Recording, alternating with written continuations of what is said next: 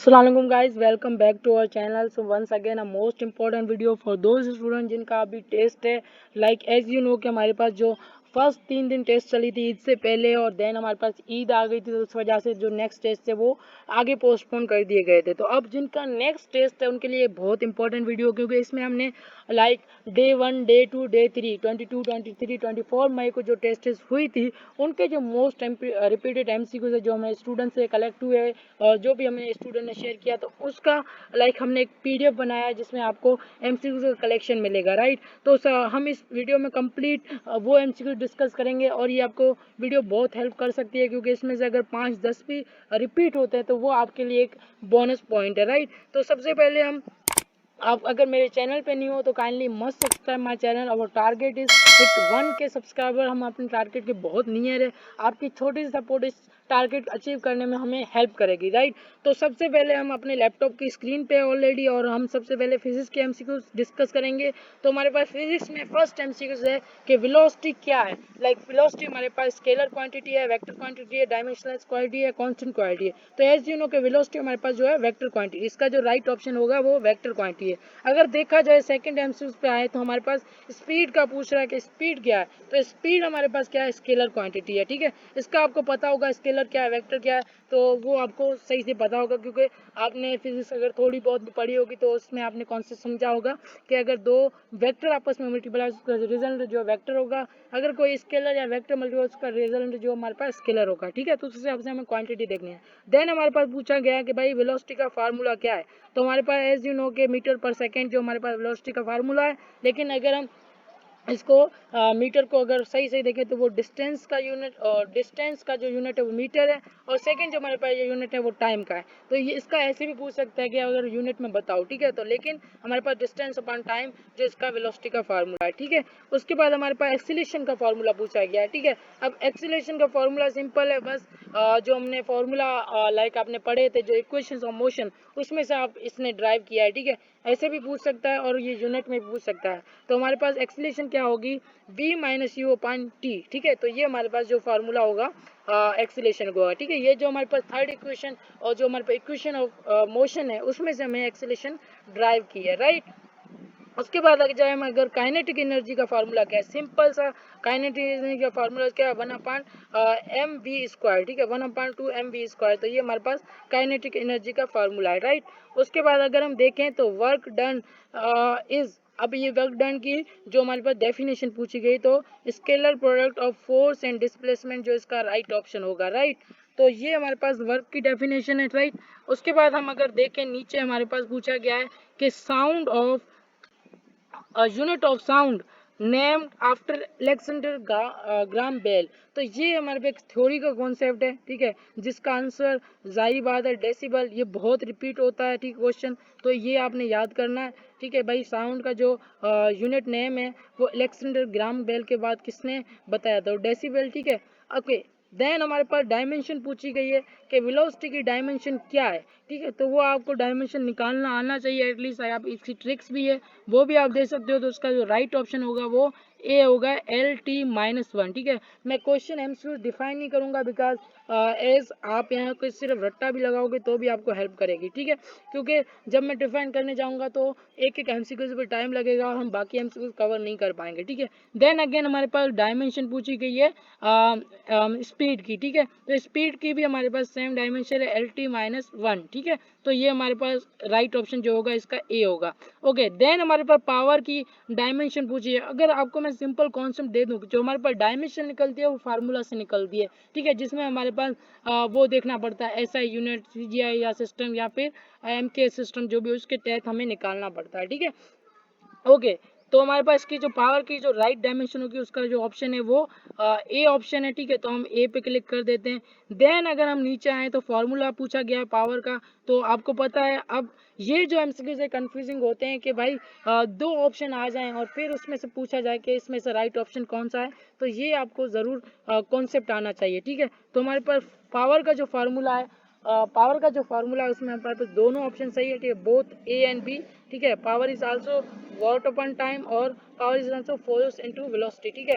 तो ये दोनों फार्मूलास हमारे पास सही है, ठीक है। Okay, at the centre of earth gravity क्या होती है? ये एमसीक्यू बहुत घुमा फिरा के पूछते हैं, ठीक है। सेंटर पे क्या है, लाइक मतलब कॉर्नर पे क्या होगी, ठीक है, या फिर ये ऐसे एमसीक्यूज आ सकते हैं, ठीक है। ग्रेविटी की जो भी वैल्यू है हर जगह पे आपको 3-4 जगहों पे आपको याद रखनी चाहिए। तो सेंटर पे हमारे पास जो ग्रेविटी होती है वो 0 होती है, ठीक है। जो इसका राइट ऑप्शन क्या होगा? सी। ओके, देन अगर हम पूछेंगे वेक्टर क्वांटिटी हैज, अब इसमें वेक्टर का डेफिनेशन है कि वेक्टर के अंदर क्या क्या होता है। तो हमारे पास दोनों चीज होती है, इसका जो राइट ऑप्शन होगा वो सी होगा, ठीक है। स्केलर में खाली हमारे पास मैग्नीट्यूड होता है, लेकिन वेक्टर क्वांटिटी जो हमारे पास होती है उसमें डायरेक्शन भी होता है। देन हमारे पास पूछा गया है SI unit of heat, heat का जो एसआई यूनिट है वो क्या है? तो ऑब्वियसली हमारे पास जो SI unit of heat is joule, ठीक है। और इसका जो राइट ऑप्शन होगा वो ए होगा। ओके, देन 1 किलोवाट आवर किसके इक्वल होता है? अब देखो यहाँ पर दो तीन चीजें हैं। अगर हमारे पास हॉर्स पावर भी होता है, उसके बाद इसने ना अभी जूल में पूछा है, तो जूल की जो वैल्यू होगी वो 3.6 इंटू 10 पावर 6 जूल इक्वल होता है हमारे पास 1 किलोवाट आवर, ठीक है। तो ये डिफरेंट लाइक सिनेरियोज होते हैं, उसके अकॉर्डिंग आपने ऑप्शन देखना पड़ता है। तो ये ज़रूर आपने याद रखना है कि ऐसा नहीं है कि एक ऑप्शन आएगा, मल्टीपल वे में वो आपसे पूछ सकता है, राइट। ओके, देन हम पूछते हैं कि speed of light in vacuum, ये तो आपको याद होगा क्योंकि जो वैक्यूम की स्पीड है वो बहुत रिपीटेड एमसीक्यूज होता है, ठीक है। तो ये आपने याद रखना है। अच्छा, इसकी ना दो ऑप्शन है, हमारे पास ए भी सही है और हमारे पास सी भी सही है, क्योंकि एक जो हमारे पास मीटर पर सेकंड में, एक हमारे पास किलोमीटर पर सेकंड में। अब किलोमीटर में सिर्फ पावर कम हुआ है, तो हमारे पास इसका जो राइट ऑप्शन होगा वो बोथ होगा, बोथ ए एंड सी, ठीक है।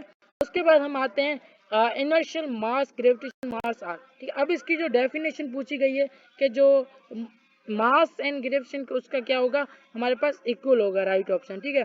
ओके, फिर हमारे पास पूछा गया है लाइट ईयर किसका यूनिट है, ठीक है। तो लाइट ईयर ये यूनिट है हमारे पास डिस्टेंस का यूनिट है। ये सिंपल सा कॉन्सेप्चुअल एमसीक्यूज है जो आपको याद होना चाहिए। ओके, देन हम आते हैं केमिस्ट्री के। अब हमारे पास फिजिक्स में टोटल जो हमें एमसीक्यूज मिले थे वो 18 एमसीक्यूज थे। आई होप सो आपको हेल्प की होगी, ठीक है। अभी तक अगर हमारे वीडियो पे जुड़े हुए हैं तो मस्ट लाइक माय वीडियो, ठीक है, ताकि हमें उससे थोड़ी मोटिवेशन मिले। ओके, अब आते हैं हम केमिस्ट्री पे। सबसे केमिस्ट्री का कॉमन जो क्वेश्चन होता है H2O फार्मूला, कि यहाँ पे वाटर का फार्मूला, ठीक है। तो ये दोनों घुमा के क्वेश्चन पूछ सकते हैं। तो हमारे पास H2O जो वाटर का फार्मूला, अगर पूछे कि वाटर का फार्मूला क्या, तो उसका राइट ऑप्शन होगा H2O। ओके, अल्केन का जनरल फार्मूला पूछा गया है भाई।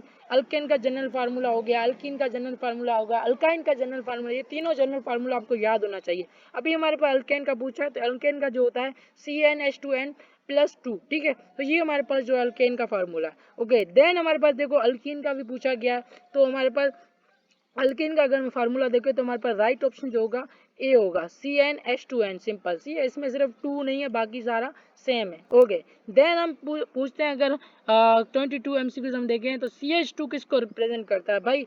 CH2 जो है मिथाइल ग्रुप है, ठीक है। तो ये आपको याद होना चाहिए, CH2 जो भी मिथाइल ग्रुप को रिप्रेजेंट करता है। उसके बाद अल्कोहल का फंक्शनल ग्रुप क्या है? अब ये भी कॉमन क्वेश्चन है, रिपीटेड एमसीक्यूज है, लास्ट टाइम टेस्ट के हर बार रिपीटेड होता है, तो मस्ट रिमेंबर इट, ठीक है, कि जो OH हमारे पास होता है, ठीक है, वो हमारे पास अल्कोहल का फंक्शनल ग्रुप होता है। Okay, example of primary alcohol. अब प्राइमरी अल्कोहल का एग्जाम्पल क्या है? तो इसका जो राइट ऑप्शन होगा वो होगा इथेनॉल, ठीक है। मैंने इसमें PDF अगर आपको चाहिए तो मैं प्रोवाइड कर दूंगा, आप मुझे व्हाट्सएप पे कांटेक्ट करना, तो आपको PDF मिल जाएगा, राइट। तो इसका जो ऑप्शन राइट होगा वो इथेनॉल होगा। फार्मूला ऑफ मिथेनॉल, ठीक है। अब मिथेनॉल का फार्मूला पूछा गया है, तो हमारे पास जो बी ऑप्शन है उसका राइट ऑप्शन है CH3OH, ठीक है। ओके, देन अगर हम नीचे आए तो वॉशिंग सोडा, ये एमसीक्यूज भाई बहुत पूछा जाता है, हर जगह पे ये एमसीक्यूज लाइक हर टेस्ट में एमसीक्यूज रिपीट होता है। तो हमारे पास जो वॉशिंग सोडा का फार्मूला है Na2CO3 10H2O, सिंपल सा फार्मूला जो आपने रिमेंबर करना है, ठीक है। ओके, सबसे पहले अगर हम एक और जो लाइक कहते हैं स्ट्रॉन्ग एमसीक्यूज कहें, तो इसमें हमारे पास पूछा जाता है कि केमिकल का जो किंग है वो कौन है? तो हमारे पास जो सल्फ्यूरिक एसिड है ना, वो केमिकल का किंग है, ठीक है। तो उसमें हमारे पास राइट ऑप्शन होगा बी। ओके, देन अगर हम बात करें जो पीरियोडिक टेबल में जो हॉरिजॉन्टल रोज होती है उसको हम क्या कहते हैं, तो उसको हम कहते हैं पीरियड्स। ठीक है, हमारे पास पीरियड्स एंड ग्रुप्स होते हैं, तो हमारे पास जो हॉरिजॉन्टल रोज जो रिप्रेजेंट कर रही होती है वो पीरियड्स को रिप्रेजेंट कर रही होती है, तो इसका जो राइट ऑप्शन होगा वो सी होगा। ठीक है जी। उसके बाद अगर हम 29 एमसीक्यूज की बात करें तो in exothermic reaction enthalpy change delta H is क्या होती है हमारे पास एक्सोथर्मिक रिएक्शन में जो हमारे पास डेल्टा एच होती है वो नेगेटिव होती है, क्योंकि एक्सोथर्मिक हीट रिलीज हो रही होती है, तो हमारे पास माइनस डेल्टा एच होती है। ठीक है जी। ओके, देन हम आते हैं हमारे पास oxidising reagent among halogen group. Halogen group में जो हमारे पास ऑक्सीडाइजिंग रिएजेंट कौन है, तो हमारे पास जो फ्लोरीन होता है वो हमारे पास मोस्ट ऑक्सीडाइजिंग रिएजेंट है इन हेलोजन ग्रुप। ठीक है।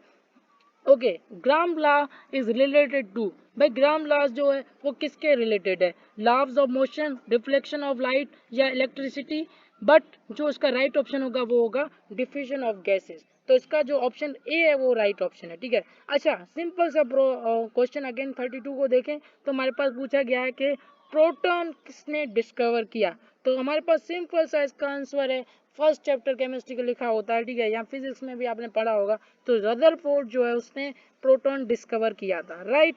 अब आते हैं हमारे पास सबसे खुश्क या ड्राई सब्जेक्ट कह सकते हो या हार्ड सब्जेक्ट कह सकते हो, वो हमारे पास है मैथमेटिक्स। अगर उसके हम रिपीटेड एमसीक्यूज हम बात करें तो सबसे पहले जो हमारे पास पूछा गया है साइन 30 की वैल्यू किसके इक्वल होती है, तो मैंने बेटा आपको मेरी मैथमेटिक्स के वन शॉट वीडियो में आपको बताया था कि जो एंगल्स की वैल्यू जो मोस्ट रिपीटेड एंगल है उनकी वैल्यू अगर आप याद रखेंगे तो वो आपको बहुत हेल्प करेंगे। ठीक है, तो हमारे पास साइन 30 की वैल्यू जो होती है वो 1/2 जो वैल्यू है, ठीक है, सिंपल सी वो है। ठीक है, अगर इसके बाद हम बात करें 1045 की वैल्यू, ठीक है, अगेन देखो जो हमारे पास जो भी एंगल्स है मोस्ट रिपीटेड जो एंगल्स हैं उनकी वैल्यूज आप जरूर याद रखना। ठीक है, 1045 की जो वैल्यू हमारे पास 1 होती है, एंड इसी तरीके से हमारे पास 1090 की वैल्यू भी पूछी जाती है। ठीक है, साइन 30, साइन 90, साइन 60 ऐसे भी वैल्यूज पूछी जाती है, तो एंगल की बेटा जो वैल्यूज आपने याद रखनी। ट्रिग्नोमेट्री में जो मोस्ट रिपीटेड क्वेश्चन आता ही एंगल की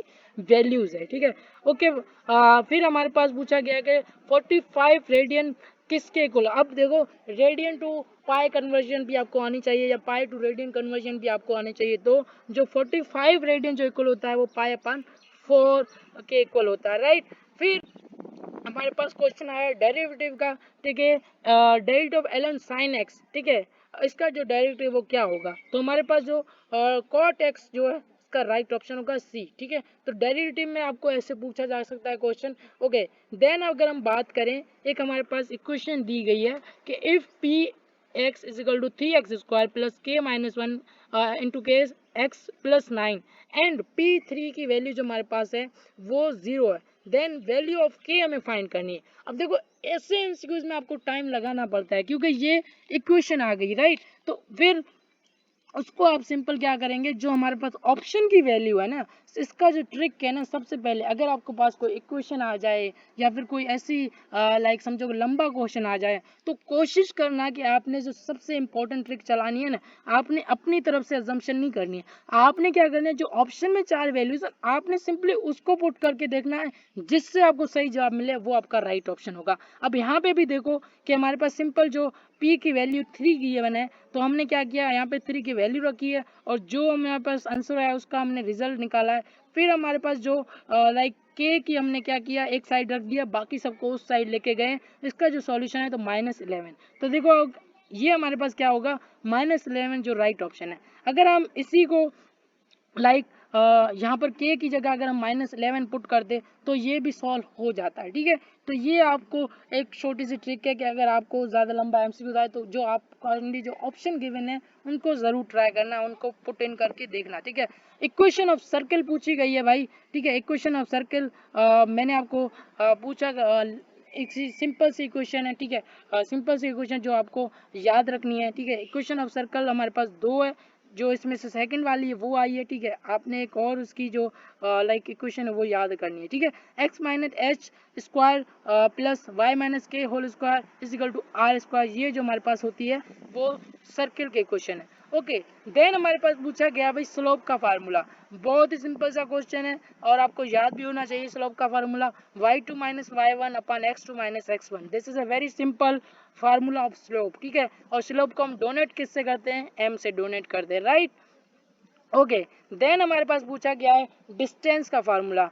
अगर डिस्टेंस का फार्मूला देखा, अच्छा मैंने आपको एक और ट्रिक बताई थी कि कोशिश करना जब आपके पास अगर वर्स्ट केस आ जाए, आपको एमसीक्यूज याद नहीं आ रहा, आपको सही से पता नहीं कि इसका राइट ऑप्शन क्या होगा, तो आपने एक और ट्रिक लगानी है। जो लॉन्गेस्ट एमसीक्यूज होगा, जो लॉन्गेस्ट आंसर होगा, जो सबसे बड़ा होगा, वो राइट ऑप्शन होता है मोस्ट प्रोबेबली चांसेस में, ठीक है। तो ये आपने वर्स्ट केस देखना है। वर्स्ट केस में जब आपको नहीं आ रहा, आप कंफ्यूज हो गए, परेशान हो गए, तो आपने एक ट्रिक लगाने की, जो सबसे लंबा एमसीक्यू लिखा होगा वो हमारे पास जो होगा राइट ऑप्शन होगा, ठीक है जी। तो हमारे पास देखो ये जो सबसे लंबा एंड कॉम्प्लेक्स है, अच्छा कॉम्प्लेक्स भी हमारे पास राइट ऑप्शन होता है। अगर वो ज़्यादा डिफिकल्ट लिखा हुआ है, लंबी लाइन लिखी हुई है, तो हमारे पास जो है वो राइट ऑप्शन होता है। उसके बाद हमारे पास सेकंड एमसीक्यू, अगर 41 एमसीक्यू की बात करें तो कंपोजिंग फंक्शन जो है वो किसके रिलेटेड होते हैं, राइट। तो हमारे पास जो कंपोजिंग फंक्शन आते हैं वो आते हैं हमारे पास फंक्शन में, ठीक है। देखो अब एक और ट्रिक है।